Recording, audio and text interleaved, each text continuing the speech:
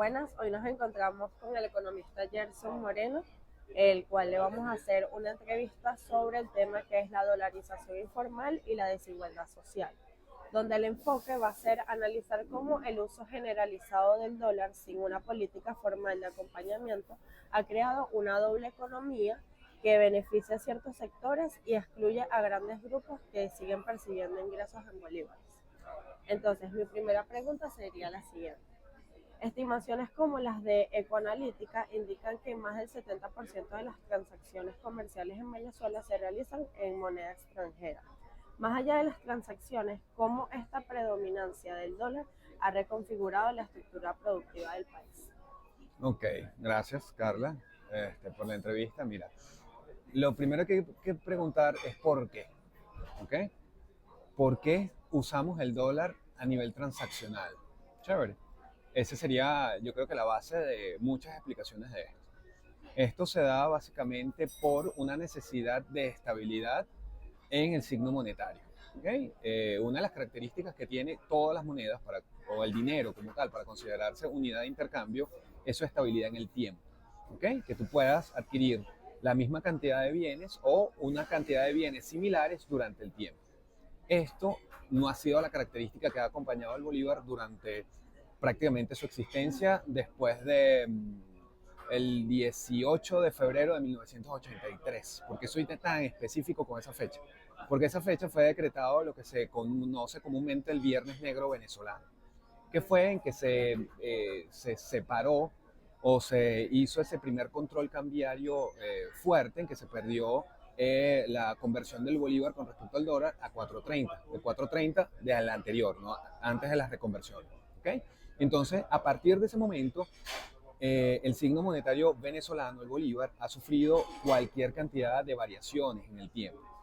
Últimamente, y eso es característica de todas las economías hiperinflacionarias, el valor del signo monetario se ha visto mermado y entonces los ciudadanos, y eso ha sucedido en toda la humanidad, los ciudadanos tratan de buscar un signo monetario que sea un poco más estable.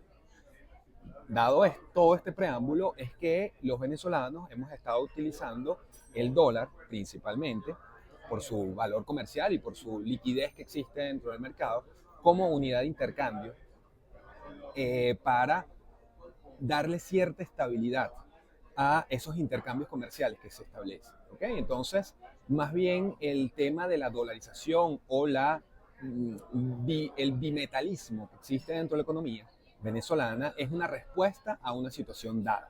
¿Okay? Entonces, eso de que haya más del 70% de las operaciones en otra moneda que no sea el bolívar es una respuesta simplemente a una situación coyuntural. A pesar de la dolarización de facto, la Constitución venezolana y el Banco Central mantienen el bolívar como la única moneda de curso legal y el gobierno no ha adoptado un plan formal de dolarización. Esta ausencia de regulación oficial, ¿cómo influye en la estabilidad económica? ¿Cree usted que la dolarización informal es más caótica o más injusta que una dolarización formal? Ok, ya que hablas de la parte legal, recuerda que a nivel constitucional la unidad monetaria de Venezuela es el bolívar. ¿Ok? Entonces, para que haya un proceso de lo que se llama técnicamente una caja de conversión, ¿ok? O una conversión hacia otra unidad monetaria, hay que hacer una modificación en la Constitución. ¿Ok? Entonces, no es algo que le compete exclusivamente al Banco Central de Venezuela como garante de la unidad monetaria nacional, el bolívar, sino que es un nivel constitucional. Entonces habría que hacer una modificación en la Constitución para poder hacer un cambio en nuestro signo monetario. El tema, y yo creo que ya eso lo hemos palpado cada uno de nosotros los venezolanos, el problema no es la moneda. El problema es quién administra la moneda. ¿Ok? Porque si no, no existiera variación de precios del dólar. ¿Ok? Si el problema fuera la moneda, ¿de acuerdo? Entonces no hubiese variación de precios en dólares o en euros, que también está, o en cualquier otro stablecoin o cualquier otra moneda. Entonces, el problema no es la moneda. ¿Ok? Entonces, dado que el problema es la administración de la moneda, entonces lo que se debe atacar es la causa del problema, no el problema.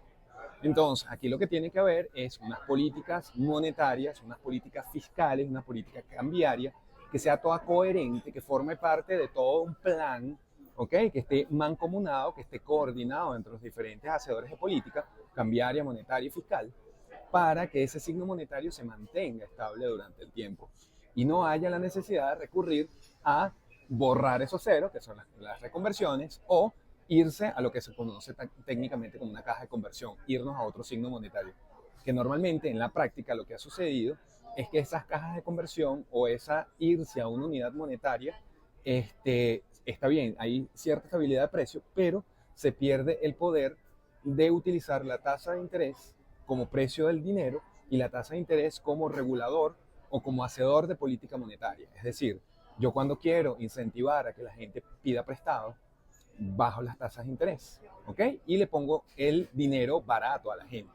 Cuando quiero el efecto contrario, que es lo que está pasando ahorita con el tema del encaje legal, aumento las tasas de interés, se restringe, o sea, hace una política monetaria contractiva, se restringe el crédito, se pone el crédito muy caro y la gente deja de pedir prestado y se ralentiza ese consumo excesivo que hay.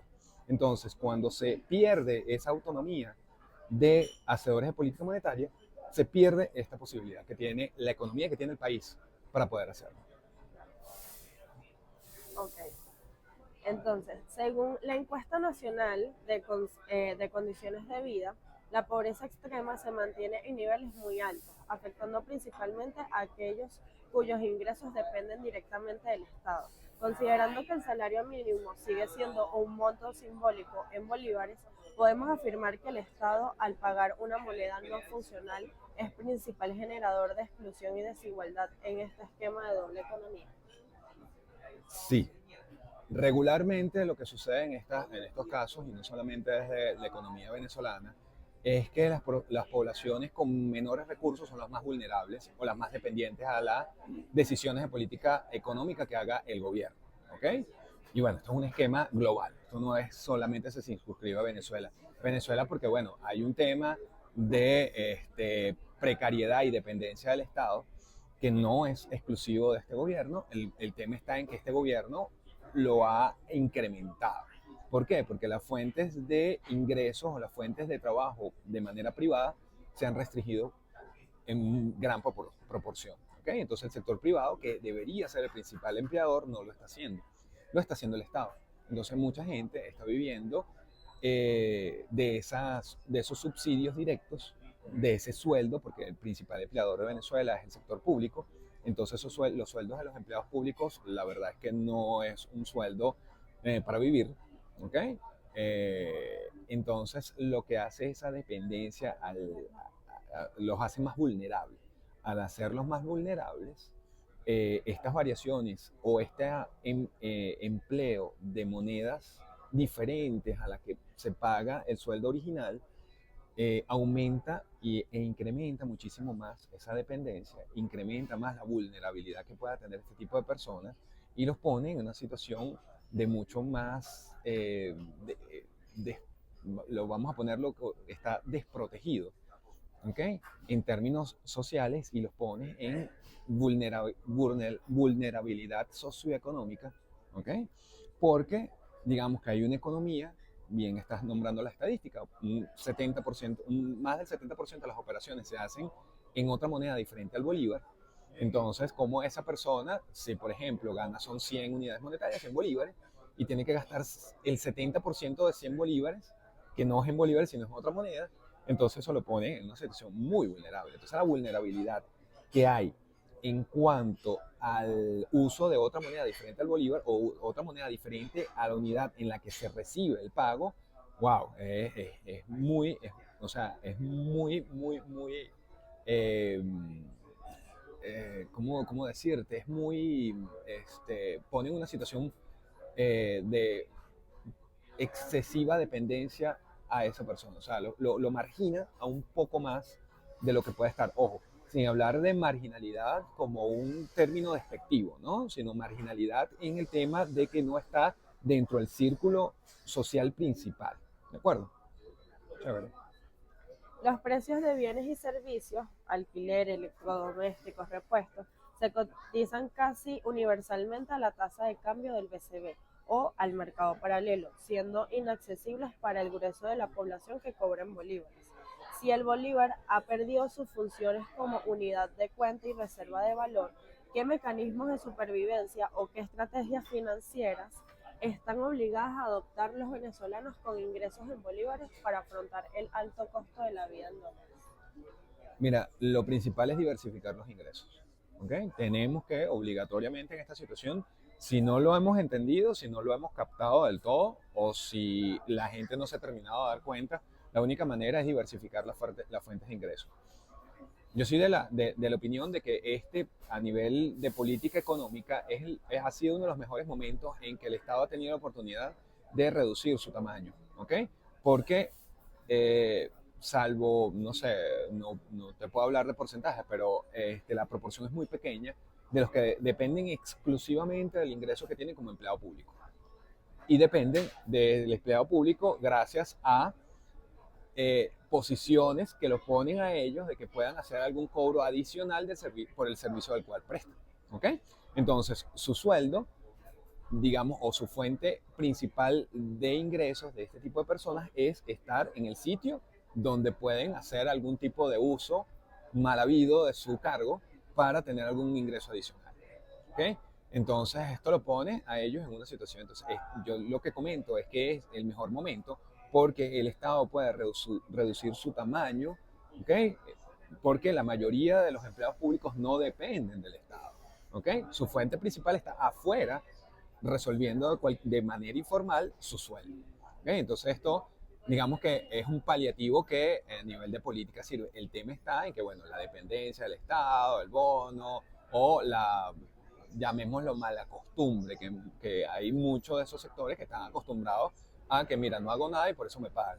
Y me pagan aquí, me pagan allá y me pagan más allá. Entonces, claro, en vez de ser un empleado trabajando para un solo organismo, es un empleado trabajando para 3 organismos y cobrando 3 bonos diferentes. Entonces, esto es lo que hace que ese ingreso se vea como incrementado, pero el tema está en que cuando se afronta una realidad, esa gente que regularmente no accede a, a vivienda o al pago de un alquiler, no accede, quizás pueda acceder a un vehículo propio, pero quizás sea una moto financiada, ¿ok?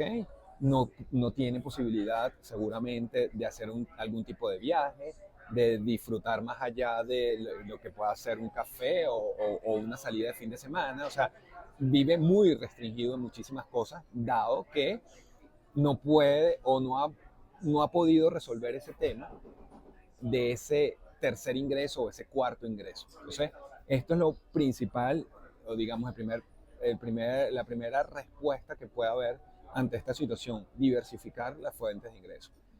Y ya teniéndolas diversificadas, no solamente es eso de diversificar, sino que, bueno, ¿qué hago con los bolívares que tengo? ¿Okay? Porque mis gastos principalmente son en dólares, entonces, ¿cómo hago para tratar de cerrar esa brecha entre un dólar oficial y un dólar no oficial? Entonces, ¿cuál es la mejor recomendación? Bueno, tratar de buscar aquellos sitios donde yo pueda acceder a precios que estén reflejados a dólar BCB. ¿Ok? Porque, bueno, sí, ciertamente hay muchos mercados en todo el país, mercados populares, que tienen esa oferta de que a lo mejor, vamos a poner el ejemplo básico, un jean, ¿ok? Un blue jean en una tienda normal está en $12, ¿ok? Y esta tienda de mercado informal la tienen $10. Pero el tema está en que la tienen $10 si pagas en efectivo, ¿ok? Y la otra la tienen $12, pero pagando el tipo de cambio BCB. Chévere, entonces cuando tú agarras y vas a ver en la práctica, te sale mejor ir a una tienda, porque la tienda, además de que tiene que pagar, de que lo puedes pagar a dólar BCB, ¿ok? Esa tienda formalmente tiene que pagar algunos impuestos, tiene que pagar los empleados, entonces tiene una estructura formal que el otro, que supuestamente no lo tiene y por eso te lo vende más barato, no la tiene y por eso te lo está vendiendo más barato, pero te lo tienes que pagar en dólares, en efectivo. Cuando tú te vas a buscar el dólar en efectivo, resulta que está la brecha y el pantalón te termina saliendo 17, 18 dólares. ¿Ok? Te sigue saliendo por encima de lo que tú lo vas a comprar en una tienda oficial o en una tienda formal. Entonces, esas son también estrategias que tienen que buscar y yo estoy casi seguro que la mayoría de la gente ya está clara. El tema está en que hay un sesgo muy típico del venezolano de que a mí el mercado popular me va a vender ese producto más barato que un centro comercial. Pero, y quien no lo haya entendido, Venezuela cambió. O sea, toda esta parte comercial cambió totalmente de que tú ahora no vas a ir a buscar ofertas al centro de la ciudad, sino que lo vas a buscar a un centro comercial, seguramente.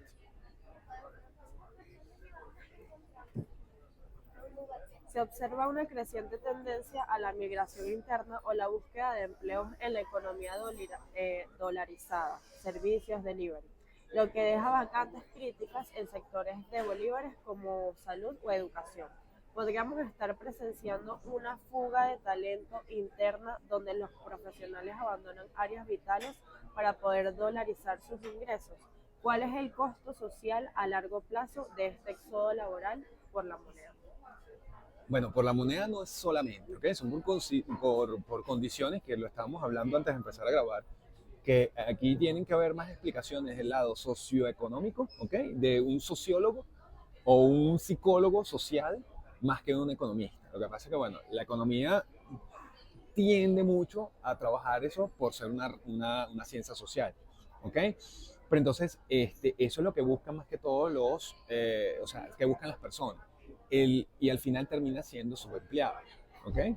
¿Qué es el subempleo? Bueno, mira, resulta que en mi caso yo soy economista, pero resulta que yo tengo ciertas habilidades para trabajar la madera, ¿ok?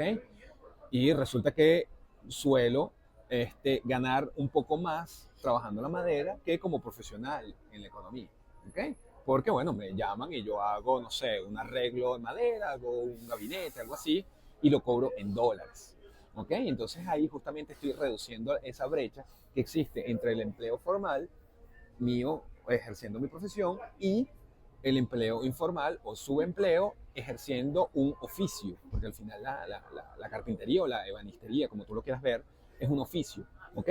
Un oficio muy bien pagado, un oficio respetable, ¿ok? Pero al final es un oficio. Entonces, ahí, y esto está presentado no solamente en economías venezolanas, sino en economías con estas características, de que el subempleo empieza a ser la principal característica de fuentes de ingresos. Adicionalmente a eso, está otro tema que es ya la incorporación de la tecnología en el medio de todo esto. ¿Ok? Y entra, entra como protagonista un tema que se llama la gig economy, que son esas economías que la fuente principal de ingreso es cualquier aplicación. ¿Ok? Y aquí las tenemos. Entonces tenemos a gente que tranquilamente puede tener su carro, le pega una calcomanía de alguna de estas empresas de traslado y utiliza su teléfono y su carro como una fuente de ingreso que regularmente está tasada al dólar, en este caso oficial, pero es un ingreso adicional que está tasado ya de una vez a la variación que hay de tipo de cambio. ¿Okay? Entonces aquí hay varias características que ayudan y que la gente está haciendo uso de esas vitrinas, de esas oportunidades para reducir esa brecha y para tratar de paliar esta situación. ¿Sí? El gobierno ha intentado inyectar divisas al mercado a través de la venta de mesas de cambio bancarias para estabilizar la tasa de bolívar, pero estas acciones no han logrado mejorar significativamente el poder adquisitivo de los salarios. ¿Son estas intervenciones cambiarias del BCB insuficientes para frenar la desigualdad o simplemente están dirigidas a objetivos diferentes como la estabilidad de precios para la élite y no a proteger los ingresos de los sectores más vulnerables? Ok, es un planteamiento bastante grueso y bastante largo. Y aquí vamos a hacer un ejercicio, más bien, ¿ok? Si yo tengo sed, ¿qué hago? Tomar agua Ok, chévere. ¿Y de dónde saco el agua? de la nevera o la compra. Exactamente, la compro, ¿verdad? Pero la saco de algún sitio. Chévere. Y digamos, comercialmente, si el agua está en un establecimiento como el que estamos ahorita, yo intercambio mis unidades monetarias por el agua, ¿correcto? Y a mí no me interesa el dinero, sino el agua. ¿Ok? Por eso es que hago el intercambio, porque yo no puedo ni comer ni beber billetes, ¿ok? O una transacción electrónica. Chévere. Te hago este preámbulo, ¿por qué? Porque el sistema de mesas cambiarias, ¿ok? O el dólar BCB, que es producto de unos intercambios que hay entre diferentes operadores que tienen, o algunos tienen divisas y otros necesitan esas divisas. Ese intercambio se da en un mercado, ¿ok? Por eso está ese sistema de mesas cambiarias. Chévere. Entonces, el tema está en que de dónde proviene la fuente original de divisas de Venezuela, ¿ok? La fuente original de divisas de Venezuela proviene principalmente por las exportaciones de petróleo, ¿sí? Entonces, te explico un poco cómo el tema de la obtención de divisas por parte del Estado, o por parte, sí, bueno, por parte del Estado, ¿ok? Lo que dice la ley, ¿ok? Lo que dice la ley es que por cada barril de petróleo, la empresa del Estado, PDVSA, tiene que agarrar y obtiene, por esa venta, obtiene unos dólares. Esos dólares se voltea y se los vende a Banco Central. Banco Central por esos dólares le da una parte, le da los bolívares correspondientes a exportación, y PDVSA con esos bolívares se voltea y le paga al fisco, le paga al CENIAT, le paga al Ministerio de Hacienda, o al Ministerio, el ministerio dedicado a las finanzas, ¿ok? Entonces, de esa manera es que se crean, de esa manera es que Banco Central, de manera legal, es que obtiene las divisas, ¿ok? Entonces, aquí hay un problema pequeño. PDVSA ya esa venta no la está haciendo de manera directa, ¿ok? Obteniendo dólares de manera líquida, líquida, te digo, de las operaciones internacionales, ¿ok? Por esa venta ya no se está obteniendo la misma cantidad. O sea, por ejemplo, el barril de petróleo venezolano está alrededor de $70. Vamos a ponerle que esté en $70 el barril de petróleo en la actualidad. Ya él no está obteniendo los $70 líquidos, ¿ok? En sus cuentas, sino que está obteniendo $30. Chévere. Pero esos $30, resulta que $30, de esos $30 solamente le pagan $10 en efectivo o en cash, en dólares, en sus cuentas, y el otro 20 se lo está pagando en criptomonedas, ¿ok? Por esta triangulación de temas de bloqueo y toda esa cuestión, ¿ok? Entonces, ¿qué se va a parar a ofrecer Banco Central en una mesa cambiaria si lo que tiene son $10 apenas, ¿ok? Entonces ya hay una restricción de oferta de dólares en un sistema que está diseñado para que haya siempre una fuente externa de dólares, principalmente. Ya el Estado, o sea, digamos, BCB como tal ya no obtiene la cantidad de dólares suficiente para ponerlos en la mesa, entonces tienen que empezar a buscar cualquier otro tipo de exportador que necesite bolívares para hacer el pago de los impuestos. Entonces, eso restringe la oferta de dólares, restringe también el mercado que debería de fluir entre bolívares y dólares, y eso hace que, obviamente, cuando un producto es escaso, ¿qué pasa con el precio? Aumenta. ¿Ok? Así de básico, así de sencillo, sin mayor explicación de ningún, o sea, simplemente hay un problema de oferta monetaria de divisas que no está siendo atendido de una manera, digamos, eficiente. ¿Por qué? Porque no hay oferta suficiente, ¿ok? Se habla normalmente, y eso seguramente lo vas a ver por ahí, no, que están quemando divisas. El tema de quemar divisas es que tú, bueno, tienes que sacar dinero de donde sea, ¿ok? ¿Y de dónde sacas tú cuando no tienes plata para comprar algo? La cartera, ¿ok? Vas y quemas los dólares que tienes, ¿ok? O tus bolívares en este caso. Pero en este caso estamos hablando de dólares. Liquidas los dólares que tienes guardados como reservas, en este caso son reservas internacionales, las sacas de reservas y las pones en un mercado para tratar de defender el tipo de cambio. Pero eso es una situación de que si no tienes un ingreso, va a llegar un momento que se te va a empezar a volver cero, ¿ok? Entonces tienes que, ok, chévere, yo puedo usar esta reserva, pero yo no me puedo quedar sin plata, ¿sí? Y eso lo hace el país. Entonces, esta escasez de oferta en el mercado de divisas, dado esta problemática por el lado petrolero, es el que ha ampliado esa brecha, es el que ha buscado, es el que se ha buscado como punto de referencia para tratar de equilibrar el mercado, ¿okay? Porque al final el precio simplemente es un marcador de equilibrio entre unos oferentes y unos demandantes. Chévere. Entonces, este es el, digamos, vuelvo, insisto, estos son respuestas que hay a situaciones que se están dando de manera coyuntural. Bueno, ya en el caso de nosotros es estructural, pero debería ser de manera coyuntural. ¿Okay? Algunos países que se han dolarizado formalmente, como Ecuador, implementaron previamente paquetes de blindaje social o subsidios directos a las familias para mitigar el impacto inicial del cambio de la moneda. Si Venezuela decidiera formalizar la dolarización, ¿cuáles serían los 2 o 3 elementos esenciales de una política de acompañamiento social que el Estado debería implementar obligatoriamente para proteger a las clases populares? Mira, aquí Venezuela durante todo este periodo de tiempo lo más que he utilizado ha sido subsidios. ¿Okay? Subsidios a la gasolina, subsidio bono de guerra, subsidio por X, cualquier cantidad de subsidios. La política de subsidios definitivamente es buena, pero es por corto tiempo. ¿Okay? Tiene que ser por corto tiempo. Yo soy más de la opción o de la idea de que aplicó Brasil al momento en que ellos hicieron su conversión, ¿okay? De cruceros a reales, ¿okay? El plan real.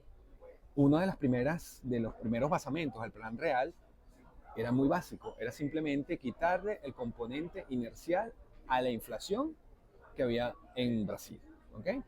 Ese componente inercial tiene más que ver con la creación de confianza en el signo monetario local, más allá de una política de subsidio, ¿okay? Porque una política de subsidio, te puedes encontrar cualquier cantidad de experimentos en el área psicológica de lo que pasa. El perro de Pavlov es uno de los más básicos, ¿ok? Ese perrito que agarraba y sonaba la campana y él ya sabía, salivaba porque le iban a dar comida. Esa es la parte más básica de todos los subsidios. Y ya las poblaciones, cuando se acostumbran a eso, ¿qué voy a esforzarme yo en hacer algo? ¿Ok? Porque ya yo sé que cuando suena la campanita me van a dar mi comida. ¿Ok? Entonces, y así no se resuelve este tipo de problemas ya tan o tan enraizado en el acervo nacional. Entonces, ¿qué es lo que hay que hacer? Bueno, chévere, aquí hay un tema de llevar confianza al signo monetario, ¿ok? Sí tiene que haber un tipo de acompañamiento a las personas más vulnerables, a los sectores más vulnerables, pero es más, tiene que ser un acompañamiento, si se quiere, por el lado educativo, más que por el acompañamiento por el lado monetario, porque al final el dar dinero, y eso lo vivió los Estados Unidos, que los que estamos viviendo actualmente, nunca habíamos vivido un proceso de inflación en dólares en los Estados Unidos, ¿ok? Y esto fue la respuesta que ellos ya sabían al momento en que en el COVID empezaron a dar esos subsidios para las personas de que, mira, pana, no tienes trabajo, ¿ok? Yo prefiero regalarte el dinero, yo sé que eso me va a traer consecuencias, pero prefiero darte el dinero, sufrir de inflación y no que te me mueras, ¿ok? Entonces, esa era una política de subsidio que le funcionó a ellos en ese momento para evitar de que la cuestión se le complicara más. Pero ellos ya sabían cuál era el costo, y el costo era el nivel inflacionario. Entonces, vuelvo e insisto en la parte de que tiene que haber acompañamiento educativo de qué es lo que debería de hacer la población para poder quitarle ese componente inercial. Vuelvo a lo que te comenté hace rato. Si el problema hubiese sido la moneda, con la dolarización de facto ya hubiésemos resuelto el problema, ¿ok? Y la dolarización de facto que hay en Venezuela se dio producto de otra situación que, si recordamos, fue producto de los apagones, ¿ok? Los apagones fueron los que obligaron al Estado a decir, mira, pana, yo tengo que echar para atrás todos los convenios cambiarios, número 2, 3, 4, 5, no sé por qué número iba. Voy a replantear el convenio cambiario número 1 y vamos a ver una cierta intercambio de bolívares por dólar dentro de la economía, porque es la única manera en que se puede seguir manteniendo la parte comercial. Entonces fue una respuesta también. El tema de la dolarización de facto fue una respuesta ante una situación coyuntural que se vivió en Venezuela en ese momento, en marzo del 2019, producto de que, ok, todo el mundo tenía plata, pero ¿cómo hacía para intercambiar esos bolívares si nadie tenía batería, los puntos no tenían electricidad? Entonces, la gente que tenía en la mano dólares. Vuelvo al ejemplo. Yo le puedo meter un mordisco a un billete de dólar o a un billete de euro, pero eso no me va a alimentar, ¿ok? Entonces, eso vino como producto a una situación. Entonces, las políticas económicas no deberían ser algo causístico, ¿okay? Sino que tiene que ser algo planificado, ¿okay? Y tiene que haber un acompañamiento de que, miren, señores, este va a ser nuestro nuevo signo monetario, ¿ok? O vamos a seguir defendiendo este signo monetario, pero yo atrás tengo que haber una estructura institucional que me diga, ah, ok, sí, chévere, esta gente de verdad yo le creo, ¿ok? Porque el sistema financiero se basa, después que Nixon quitó el patrón oro, el sistema financiero actual se basa en confianza. Si no, búscate un billete de $1 y voltealo, un billete de cualquier denominación de dólar. Voltealo, en la parte reversa dice, en Dios confiamos. Pura confianza. El retorno de capitales y el aumento de remesas ha jugado un papel crucial en la disponibilidad de dólares, creando un colchón económico para muchas familias que reciben ayuda del exterior. ¿De qué manera la dependencia de remesas subraya la desigualdad interna? ¿Cree usted que la economía venezolana, que está volviendo estructuralmente dependiente de factores externos como la diáspora, para sostener el consumo dolarizado? Sí. Ahorita no tanto. ¿Por qué? Por el mismo tema de variación de precios en dólares. ¿Ok? Pero llegó un momento en que sí, había muchos venezolanos que dependían el 100% de la gente que estaba afuera. El tema está en que hace unos años, 2017, 2018 o incluso 2019, no tanto 2020, porque bueno, ya el 2020 hubo un tema ya global, pues. Pero había gente que podía tranquilamente mandar $100 y con $100 se podía vivir tranquilamente aquí. El tema está en que la variación de precios también en dólares fue afectando de que ya $100 no te alcanzaba. Y tú para producir $10 más afuera es muy complicado. ¿Ok? Entonces, sí, hay un apoyo familiar externo que es muy importante, pero no es tan importante como lo fue en algún momento. ¿Ok? Sí, bueno, sí, hay gente que lamentablemente lo único que vive es de lo que le mandan de sus remesas de familiares afuera. ¿Ok? Pero ya no está en una situación tan cómoda como pudo haber estado hace 6 años, 8 años. ¿Okay? Sí, de hecho yo tengo una tía que depende a veces del dinero que le mandan de afuera y le mandan justamente que si $100 y ya $100 ahorita es complicado utilizarlos acá. Exactamente, y mandar $110, o sea, mandar esos $10 adicionales afuera cuesta, o sea, cuesta Sí. ganarse $10 más, cuesta mucha plata. Entonces eso tienes que mover tienes que mover algo aquí internamente para generar algún tipo de ingreso. Ojo, si tus familiares te pueden mandar $500 mensuales, es otra realidad, ¿ok? Pero no es la realidad de mucha gente porque afuera también las cosas cuestan muchísimo dinero, ¿ok?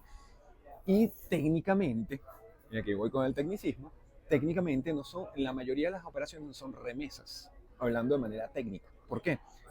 Para ser considerada una remesa, las divisas, ¿okay? Dólares, euros, lo que sea, tienen que entrar como reservas internacionales.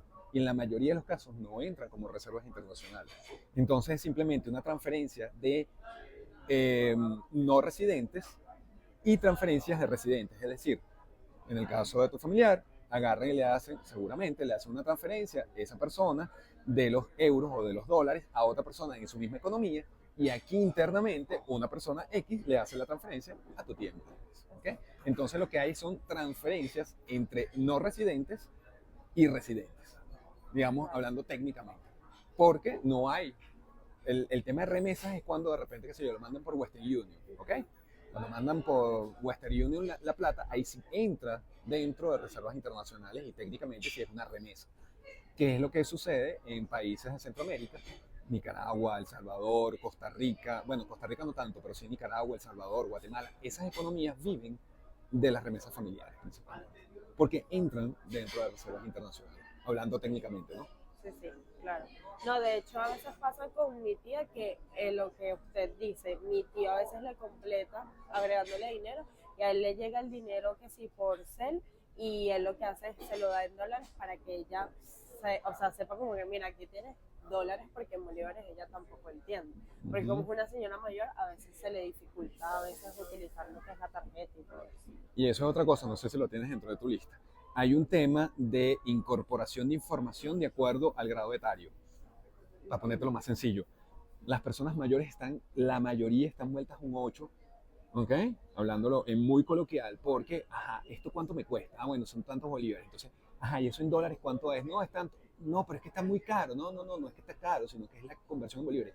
Entonces también hay un tema de vulnerabilidad para ciertos grupos etarios, de que la gente se siente perdida prácticamente con este bimetalismo que existe dentro de la economía, y eso complica muchísimo más las cosas. Sí, Ujú. no, total, eso es lo que yo veo con mi tía, que se lo digo en dólares, ¿qué? Carísimo, pero en bolívares, ok, o Sí. sea, pasa eso. Ujú. Y creo que hasta con mi mamá pasa, que ella es un poco más joven y me dice, no, pero eso está carísimo, lo dices en bolívares, pasa la tarjeta, porque creo que Exactamente. también es eso de, pasa la tarjeta y ya, porque yo sé cuánto tengo y normal, pero en dólares uno se alarma todo. Ujú. Tal cual, tal cual. La dolarización informal ha aliviado la hiperinflación, lo que podría interpretarse como una paz social superficial a cambio de una profunda desigualdad estructural. ¿Podría la dolarización informal convertirse en un mecanismo de control social, ya que aunque genera miseria en bolívares, mantiene a flote una parte de la economía sin la necesidad de una reforma política real? Estás metiendo una agua profunda. El tema está en que las personas que no tienen acceso a dólares, y cada vez me sorprende más que a medida de que tú buscas o te relacionas con personas en menores ingresos, menos bolívares usan. ¿Ok? No sé si tú has tenido esa misma experiencia. Es impresionante que la dolarización de facto está más presente a nivel más, eh, digamos, de poblaciones un poco más pobres, por llamarlo de alguna manera, ¿ok? Que de población clase media, clase alta. Bueno, clase alta también tienen algún manejo de dólares, pero los clase alta, clase media siempre van a buscar esa, como que tratar de sacar esa ventaja entre bolívares y dólares. En cambio que las clases, entonces aquí más bien es al revés, ¿ok?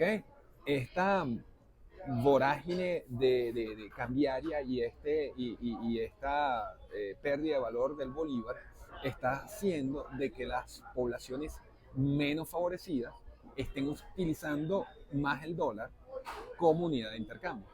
Y es como una respuesta a tratar de perder la menos cantidad posible de bienes o de servicios. ¿Ok? Entonces están tratando de buscar un poco más de estabilidad, por lo menos en algo, dentro de su escasa economía. Están buscando como cierta estabilidad. Ojo, a veces es loquísimo, yo a veces lo hago en el centro de Caracas como experimento de, mira, ¿cuánto están comprando el dólar? En la calle se compró tu dólar. Yo soy uno de los que voy y pregunto, porque eso es un marcador de cómo, por ejemplo, podemos estar transando, no sé, en 300 bolívares, por decirte algo, el dólar de manera informal, y resulta que en ese tipo de mercado se está trazando en 350, 340, o sea, siempre hay un costo adicional. Entonces, por eso es que las personas de ese tipo de, digamos, de economías suelen resolver todo ya en dólares directamente. O sea, ese tipo de gente que te trabaja, no sé, ayudándote en la casa o siendo algún tipo de trabajo de limpieza en algún establecimiento o en alguna oficina, ellos la mayoría de las veces exigen cobrar en dólares por el tema del uso de su dinero. Entonces, más bien, es al revés. Entre menos favorecida la gente, como que más el uso del dólar es mucho más, está mucho más presente. Ok, ya esta es la última pregunta y es, mirando hacia adelante, si no hay un cambio de política monetaria ni un plan social, se proyecta que la desigualdad de ingresos continuará su marcada tendencia al alza. A mediano plazo, de 3 a 5 años, ¿cuál cree que será la consecuencia más grave para la nación venezolana si la doble economía y la exclusión de grandes grupos por la moneda se consolidan como un modelo permanente? Mira, no creo. O sea, vuelvo y te insisto a lo que estábamos hablando ahorita. ¿Ok? La gente se va y se está adaptando a este nuevo bimetalismo. ¿Ok? Eh, la, la racionalidad humana siempre va a tratar de buscar de que tú pierdas lo menos posible. ¿Ok? Eso es algo innato del venezolano. O, por el otro lado, aprovechar las ventajas que te den. ¿Ok? Aprovechar las ventajas es lo que nosotros comúnmente llamamos la viveza criolla. Entonces, Lo que yo creo que posiblemente va a suceder de no haber ningún cambio en la situación actual, que no creo que no haya un cambio, sobre todo de cara al año 2026, ¿ok? Ya sea que haya una solución con el tema petrolero o no haya una solución del tema petrolero, este año ha sido como un año bisagra para el uso de criptomonedas, que es una solución, ¿ok? Entonces, ¿qué es lo que yo percibo de que puede suceder? Si no hay una solución del problema petrolero, lo que va a hacer es una mayor incorporación de criptomonedas dentro de la economía, ¿okay? De mayor transaccionalidad en criptos estables dentro de la economía. El tema está en que eso no viene así solito, ¿ok? Porque siempre hay gente que maneja mayor información, ¿ok? Y va a hacer uso de esa información a su conveniencia, ¿ok? Va a aprovechar esas ventajas. Entonces esas ventajas, la mayoría de las veces, no son ventajas bien habidas, ¿ok? Entonces va a haber gente que va a ser víctima seguramente de algún tipo de estafa, ¿ok? Hasta que aprendan el uso de este tipo de moneda, ¿ok? Como toda la información, o tú aprendes porque te instruyes o aprendes por la experiencia. De esas dos maneras que se aprende, ¿ok? O estudiando o perdiendo, ¿ok? Entonces, eso es lo que yo veo que podría suceder de no haber una resolución en todo el tema de la oferta de dólares dentro de la economía. Si hay un cambio o hay una resolución y hay un flujo de divisas, logra resolver muchos de estos problemas, si se quiere, político-económico que tiene el país, seguramente esa confianza, ¿okay?, se vuelve a restablecer en la parte institucional venezolana y eso también va a ayudar a contribuir a una mayor oferta de dólares y esa mayor oferta de dólares va a va a venir como cascada de que haya mayor oportunidades, mayor nivel de ingreso, mayor, ¿okay?, todo ese efecto cascada, para dejarlo de ese término, todo ese efecto cascada que viene derivado de un aumento de oferta en cualquier mercado, ¿okay? Aumenta la oferta, baja los precios. Eso es así de sencillo y es una cuestión súper natural. Entonces, va a estar más en función de cómo se vean las situaciones o cómo se solucionen las situaciones. Eso no depende de cada uno de nosotros. Lo que depende de cada uno de nosotros es buscar la medida cómo yo puedo hacer el mejor uso o el uso más óptimo de los recursos que tengo. Eso es lo que yo gano. Bueno, voy a tener que buscar o un mejor trabajo o buscar otro trabajo que me complemente esa cuestión. Eso es lo que me compete a mí responsablemente como ciudadano hacerlo. Yo no puedo ir a agarrar y sacar un barril de petróleo e irlo a vender porque eso principalmente no lo voy a poder hacer. Ni tampoco voy a ir a tocarle la puerta ya a la gente Chevron para que, mira, resuélveme el problema. Tampoco lo puedo hacer, ¿okay? Entonces, lo que tengo que hacer es ver dónde está mi campo de acción, dónde puedo yo hacer algún tipo de ajustes, ¿ok? Si estoy acostumbrado a tomarme 5 cafés en la semana en una panadería, bueno, agarro, me compro mi termito y me preparo mi termito y ahí empiezo a hacer un uso óptimo de mis recursos. El tema está en que ese cambio de mentalidad cuesta y nos cuesta como seres humanos cambiar. Y ahí es donde está el problema. Y ahí yo es que siento que puede estar la solución en muchos de estos problemas que hay. Muchísimas gracias por la entrevista, de verdad.